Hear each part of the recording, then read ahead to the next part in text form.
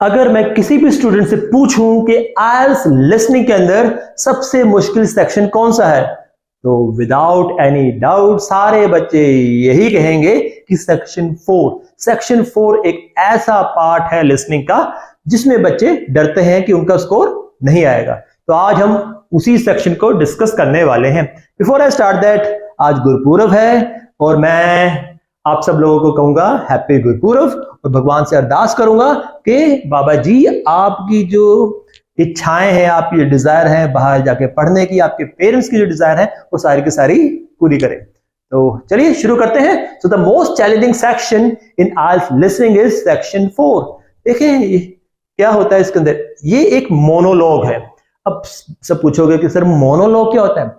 Dialogue पता है आपको? डायलॉग में दो लोग बोलते हैं, मोनोलॉग के अंदर एक ही इंसान बोलता है। इसका मतलब इस सेक्शन में शुरू से लेके एंड तक एक ही इंसान बोलेगा और वो भी एक एकेडमिक टॉपिक के ऊपर। किस पे बोलेगा? वो एक एकेडमिक टॉपिक के ऊपर। बेसिकली जो बच्चे बाहर पढ़ने के लिए जाते हैं कॉलेजेस में, यूनिवर्सिटीज में, वहां क्या होगा, उनको लेक्चर्स अटेंड करने पड़ेंगे। जो लेक्चरर है, जो टीचर है, वहां पर वो क्या करेगा, एक बहुत ही लंबा सा लेक्चर वो देने वाला है और उसमें वो ब्रेक नहीं लेगा। और उसमें जो लैंग्वेज होगी वो भी क्या होगी, एक हाई एंड लैंग्वेज होगी, क्योंकि वो आपको एक सब्जेक्ट पढ़ा रहा है, प्लस वो भी एक बहुत ज्यादा पढ़ा लिखा इंसान है, तभी कॉलेज में लेक्चरर बना है वो। इसलिए उस चीज को ध्यान में रखते हुए आइल्स लिसनिंग के अंदर इस सेक्शन को ऐड किया गया है। चलिए देखें इस चैलेंज को हमने कैसे ओवरकम करना है। Understand the format. हमने कोई भी क्वेश्चन करना है, कोई भी सेक्शन करना है, कोई भी चीज करनी है इसके अंदर, हमें उसका फॉर्मेट पता होना चाहिए उस एग्जाम का। ठीक है, तो अब सबसे पहले हम इसका फॉर्मेट समझेंगे। Section 4 consists of a single long academic lecture or talk often related to an academic subject or a university lecture. Section 4 के अंदर आपको एक सिंगल लेक्चर मिलने वाला है। सिंगल लेक्चर मतलब क्या होगा? देखो आइल्स के अंदर लिसनिंग के अंदर 4 सेक्शन होते हैं, first section, second, third. First, second और थर्ड के अंदर बीच में आपको 1 मिनट का ब्रेक मिलेगा। इस केस में नहीं मिलेगा, क्योंकि जब आप यूनिवर्सिटीज कॉलेजेस में जाओगे वहां भी लेक्चरर बीच में ब्रेक नहीं लेने वाला। इसलिए ये क्या है, एक सिंगल लॉन्ग एकेडमिक लेक्चर है और एकेडमिक सब्जेक्ट या यूनिवर्सिटी लेक्चर से ये रिलेटेड होता है। अब इसकी जो रिकॉर्डिंग है ये 4 से 5 मिनट की इसकी लेंथ होती है। तो ये था हमारा फॉर्मेट सेक्शन 4 का। आगे देखिए और क्या करना चाहिए हमें। Preview the questions. क्वेश्चंस को आपने पहले से देख लेना है। आपके पास शीट होगी, रीडिंग शुरू होने से पहले आपको थोड़ा सा टाइम दिया जाता है। थर्ड सेक्शन खत्म होने पर आपको आधा मिनट मिलता है कि अब थर्ड सेक्शन का जो आपके आंसर है उनको रिवाइज कर लें। फोर्थ सेक्शन शुरू होने से पहले के लिए आधा मिनट मिलता है कि आप क्वेश्चंस को देख लें। तो हमने पूरा का पूरा जो 1 मिनट है सेक्शन 4 पे लगा देना है, क्योंकि हमें सेक्शन 3 को अगर जो रिवाइज करना होगा बाद के 10 मिनट में हम कर लेंगे। इसके लिए, क्योंकि इसमें आगे कोई ब्रेक हमें नहीं मिलने वाली, तो इसमें हम पूरा टाइम किस पे लगाएंगे, सेक्शन 4 पे। पूरा 1 मिनट हमने सेक्शन 4 पर लगा देना है। इसलिए हम जितना ज्यादा हो सके, जितने जल्दी हो सके, हम ज्यादा से ज्यादा क्वेश्चंस को पढ़ के समझ लेंगे। This is what we are going to do. सबसे पहले हम प्रीव्यू करेंगे क्वेश्चन को उस 1 मिनट के अंदर। पूरी तरह से यूटिलाइज करना है उस 1 मिनट को, हमने कोई भी सेकंड उसका वेस्ट नहीं करना है। उसके बाद एंटिसिपेट करने हैं आपने आंसर। आपने पहले से ही सोचना है क्या आंसर होगा इसका ना, एक अंदाजा। अच्छा इसके अंदर ये आंसर आ सकता है, इसमें ये आंसर आ सकता है। ठीक है, आपको गेस करना है कि जब रिकॉर्डिंग चलेगी क्वेश्चन पढ़ने के बाद, उसमें क्या बताएगा आगे रिकॉर्डिंग में। जो लेक्चरर है, जो टीचर है, या जो भी वो स्पीच दे रहा है बंदा, वो आगे क्या बात करने वाला है। आपको पहले से एक स्टोरी बनानी पड़ेगी। अब ये स्टोरी कैसे बनाते हैं, इसके ऊपर मैंने एक पूरी अलग से लिसनिंग का वीडियो बना रखा है, जिसका डिस्क्रिप्शन मैं नीचे लिंक में दे दूंगा, आप उसको भी चेक कर सकते हैं। प्लीज उसको जरूर चेक करें, है ना, कि क्या स्टोरी बनती है और उस पर हमने कैसे आंसर्स को एंटिसिपेट करना है। चलिए लेट्स मूव अहेड। लिसनिंग आपने बहुत ही ध्यान से कर दी है। आपकी 100% फोकस, पूरी की पूरी कंसंट्रेशन जब लिसनिंग कर रहे हो, आपकी शीट और आपके हेडफोन्स उस पर होनी चाहिए। आसपास क्या हो रहा है वो आपने बिल्कुल नहीं देखना।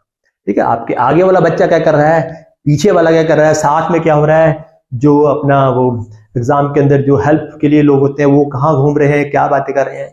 आपने हर चीज से कटकर टोटली फोकस सिर्फ और सिर्फ आपका अपनी लिसनिंग होना चाहिए। जैसे मछली की आंख पे निशाना लगाना है तो जैसे उस पर पूरा फोकस होता है ना एक तीरंदाज का, बिल्कुल वही चीज आपने बुल्सआई, बिल्कुल ध्यान मेरा इधर से उधर तो भटकेगा ही नहीं।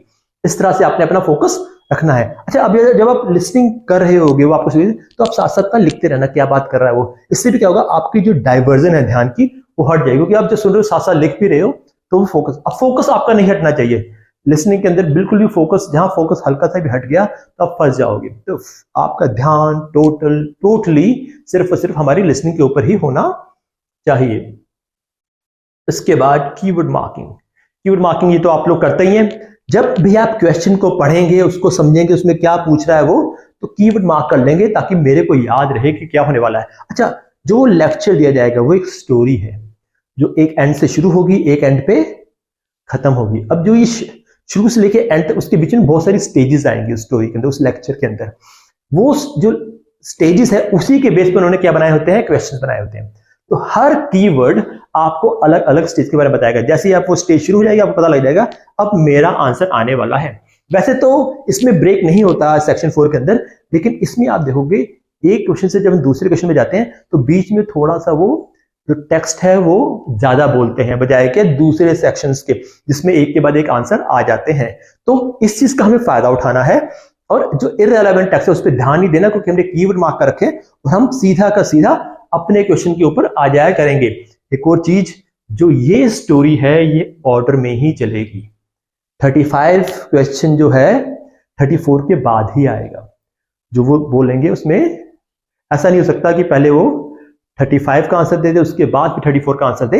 एक ऑर्डर में, एक सीरियल वाइज से इसके अंदर ये स्टोरी चलने वाली है आइल्स लिसनिंग के सेक्शन 4 के अंदर। तो ये चीज हमें अपने माइंड में रखनी है, कीवर्ड इस हिसाब से हमने मार्क कर लेने हैं।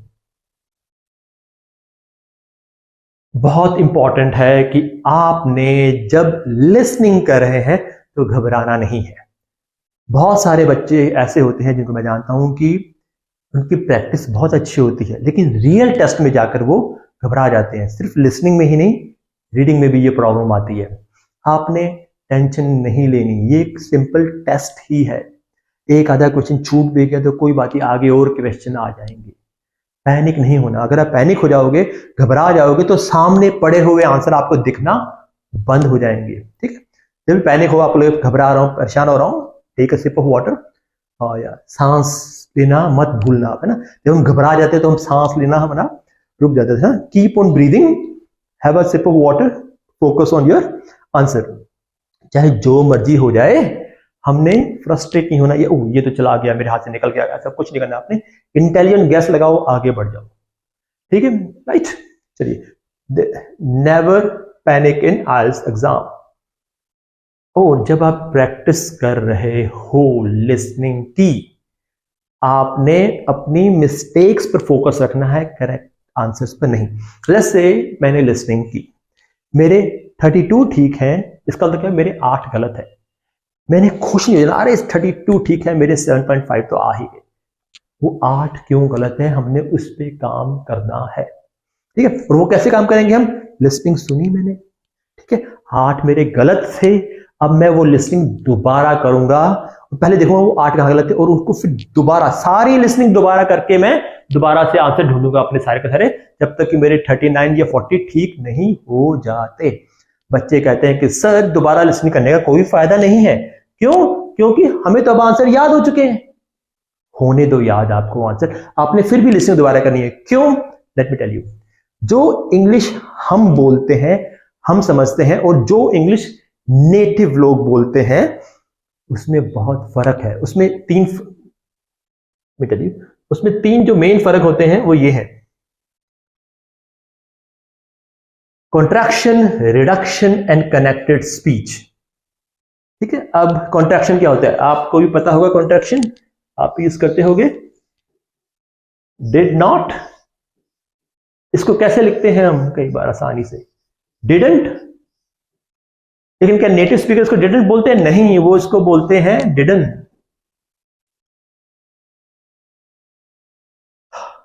और ये जो उसका जो टी है वो बहुत सटल होता है, बहुत ही हल्का मामूली सा होता है। ये आपको तभी समझ में आएगा अगर आप इसको दोबारा से सुनो। आपको पता है उसे डिडन बोला है, फिर आप दोबारा सुनते तो आपको समझ में आते, नहीं तो आपको समझ में नहीं आएगा उसने क्या बोला। उसने no reduction, what is reduction? English में वर्ड है इंटरनेट। हम कैसे बोलते हैं इसको? इंटरनेट। वो टी खा जाते हैं वो लोग, बोलते इंटरनेट या सेंटर, इसमें भी वो टी गायब कर देंगे इसका, है ना। वैसे भी टी को कई बार वो डी से रिप्लेस कर देते हैं ना, जो टी साउंड है उसको वो डी साउंड से रिप्लेस कर देते हैं। अगर आप दोबारा सुनोगे तो आपको देखिए, जब आप पहुंच जाएंगे फिर तो आप खुद ही ऐसे बोलना शुरू कर देंगे, लेकिन अभी के लिए ये डिफरेंस है। ये डिफरेंस तभी पूरा होगा अगर आप लिस्टिंग सारी की सारी दोबारा करोगे। गलती हुई है, दोबारा लिस्टिंग करो, कोई प्रॉब्लम नहीं है। आप देखोगे इस तरह से करोगे तो आपका स्कोर जल्दी बढ़ना शुरू हो जाएगा। अच्छा, connected speech, what is connected speech? जैसे मान लो वो बोल रहे हैं दी एलिफेंट, वो दी एलिफेंट नहीं बोलते क्योंकि लास्ट में ई है, अगला जो वर्ड है वो ई से शुरू हो रहा है। दो बार ई बोलने की जहमत नहीं उठाते वो, दी एलिफेंट कर देते वो। ये या की साउंड, एक वाई की साउंड वो य की साउंड अलग से ले आते हैं बीच में, दी एलिफेंट। ठीक है, तो अब ये आपको तभी समझ में आएगा जब आपने देखा, अब आपको पता है उसने दी एलिफेंट बोलना है। अब जब आप दी एलिफेंट सुनोगे तब आपको लगेगा अच्छा इस तरह से बोलते हैं वो। ये अपने आप आपके अपना बैकएंड पे ये चीज अपने आप प्रोसेस होनी चाहिए, और वो तभी होगी जब आप लिस्टिंग को बार बार करोगे। तो फोकस किस पे करना है आपने? अपनी गलतियों पर। जो 8 गलत है मैं उसको ठीक करूंगा, उसके लिए मैं लिस्निंग दोबारा करूंगा। ठीक है, okay. Surround yourself with English. अब हमारी इंग्लिश क्यों कमजोर है? हमारी इंग्लिश इसलिए कमजोर है क्योंकि हो सकता है हम जिस स्कूल में पढ़े हैं, जिस माहौल में रहे हैं, वो इंग्लिश का नहीं, हमारे आसपास कोई इंग्लिश बोलने वाला नहीं था, कोई इंग्लिश समझाने वाला नहीं था। लेकिन अब है। अब जिस कंट्री में आपने जाना है वहां पर सिर्फ और सिर्फ इंग्लिश ही चलने वाली है। तो आपको अभी से अपने आप को इंग्लिश से अपने आप को घेर लेना है।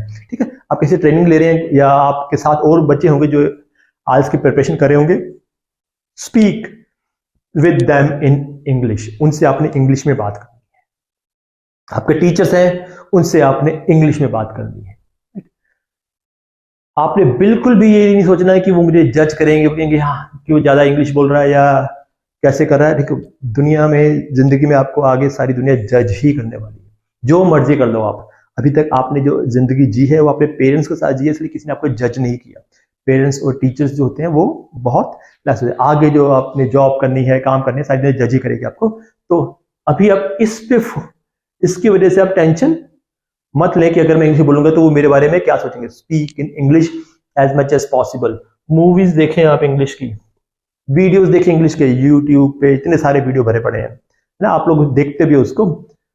लेक्चर्स सुने इंग्लिश के, उसके बाद Amazon Prime, Netflix, an number of applications are there. उसके बाद जियो सिनेमा एंड एयरटेल, जो भी है, हर एक के पास कोई ना कोई ऐप है, उसमें से इंग्लिश ही देखनी है। देखो, वैसे मैं आज सोचता हूँ कि मैं आज का एग्जाम दोबारा दूंगा, फिर मैं करूंगा, क्या करूंगा, मेरे को पंजाबी भी अच्छी लगती है, मेरे को हिंदी भी अच्छी लगती है, लेकिन मैं जितनी देर तक मेरा पेपर नहीं हो जाता उतनी देर तक ना तो मैं पंजाबी मूवीज देखूंगा, ना मैं हिंदी के शो देखूंगा।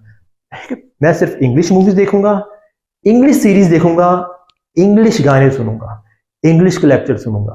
ठीक है, इंग्लिश से अपने आप को किसी से बात करनी है इंग्लिश में बात करूंगा, कोई नहीं मिलता तो खुद से शीशे में बात करो इंग्लिश के अंदर। ठीक है, you have to surround yourself in English, ताकि आपका माइंड इंग्लिश को समझने वाला बन जाए। साथ ही साथ आपको एक और चीज कर सकते हैं, जो भी आइल्स की लिसनिंग होती है उनकी ट्रांसक्रिप्ट मिलती है, जो बोला है उन्होंने वो रिटन फॉर्मेट में मिल जाता है आपको, तो आप उसको भी बोल सकते हो। जब आप उसको बोलोगे तो जो वोकैब वो यूज करते हैं वो वोकैब आपके पास आ जाएगी। अच्छा, ये जो सराउंड योरसेल्फ विद इंग्लिश है ना, इसका फायदा आपको स्पीकिंग में ही बहुत होने वाला है। अगर आप अपने आप को इंग्लिश से सराउंड कर लेते हैं, इंग्लिश में बात करते हैं, इंग्लिश की मूवीज देखते हैं या इंग्लिश की ट्रांसक्रिप्ट बोलते हैं जो लिसनिंग की होती है, तब देखोगे आपकी स्पीकिंग में ड्रामेटिक चेंज आना शुरू हो जाएगा। आपका एक तो नए वर्ड्स आ जाएंगे और आपको बोलने का तरीका जैसे वो बोलते हैं वही आना शुरू हो जाएगा ऑटोमेटिकली। ठीक है, क्योंकि हम जो सुनते हैं वैसे ही हम बोलते हैं, राइट। तो surround yourself with English as much as possible. ठीक है, so these are the method, these are the tricks जो आप यूज करें तो आइल्स का जो लिसनिंग का सेक्शन 4 है उसमें आपको बहुत ज्यादा हेल्प मिलने वाली है। तो ये हमारी सीरीज है जिसका नाम है आपसे बैंड चाहिए तो टारगेट 9। आइए, अब मैं आपसे एक्सपेक्ट करता हूं कि आप लोग कमेंट करेंगे अपने फीडबैक, अपनी क्वेरीज, अपने डाउट। ठीक है, और इसके साथ ही अगर आपका कोई नोन है, कोई फ्रेंड है जो आइल्स का एग्जाम देना चाहता है, तो उससे प्लीज ये हमारा वीडियो शेयर करें। And last and most important, like this video, subscribe our channel. ये हमें मोटिवेट करेगा कि हम ऐसे और अच्छे अच्छे वीडियोस लेके आए। अगर आपको लगता है इसमें कुछ गलत है, हम कुछ सही नहीं करें, प्लीज कमेंट करके हमें बताएं, हम उस चीज को ठीक करें। कोई भी डाउट है आपके मन में, जरूरी नहीं सिर्फ लिसनिंग के लिए, लिसनिंग, रीडिंग, राइटिंग, स्पीकिंग, आइल्स, टीटीई, ग्रामर, स्पोकन इंग्लिश, जो भी है प्लीज हमारे साथ शेयर करो। इंग्लिश से रिलेटेड कोई भी चीज है, हम उसमें आपकी हेल्प जरूर करेंगे, ठीक है। तो once again happy Gurpurab to you all, और आप भगवान करे आपके सारे के सारे सपने पूरे हो। और यस यस यस, वो बच्चे जो ऑफलाइन ट्रेनिंग लेना चाहते हैं और अभी तक उन्होंने कोई इंस्टीट्यूट फाइनल नहीं किया है, तो आप लोग हमारे टारगेट 9 इंस्टीट्यूट को भी ज्वाइन कर सकते हैं। डिटेल्स जो हैं वो हमने डिस्क्रिप्शन में दे रखी हैं। Have a nice day ahead, bye bye.